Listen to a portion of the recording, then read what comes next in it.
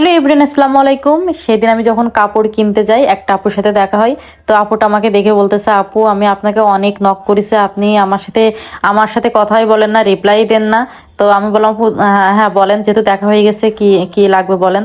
তো বলছে, আপু আমি আপনার সাথে যেহেতু আজকে দেখা হয়ে গেল, আমার ভাগ্যটা খুবই ভালো। আপনি হচ্ছে আমার এই যে কাপড় আমি কিনতেছি, আপনি আমার মেয়ের জন্য আর আমার জন্য ড্রেস বানাই দিবেন। তো এই যে আপু আমাকে এই কাপড়গুলো কিনে দিছিল। তো এই যে আমি হচ্ছে যেখান থেকে কাপড় নিয়ে আপু এখান থেকেই কিনে দিছিল, আমার সাথে থেকেই কিনে দিছিল। তো এই যে বেবি ড্রেসটা আমি আজকে দেখাচ্ছি, দেখেন মাশাআল্লাহ খুবই কিন্তু সুন্দর। আর এরকম ধরনের কাপড় দিয়ে কিন্তু বেবি ড্রেস বানালে কিন্তু খুবই সুন্দর লাগে, মানে বাচ্চাদের পরলে খুবই কিউট লাগে। যেহেতু ওই দিন আপু ছিল, আপুর মেয়েও ছিল, তো ওদের মাপ আমি ওইখান থেকে লিখে নিয়ে আসছিলাম। তো মাপটাও একদম অ্যাকুরেট ছিল।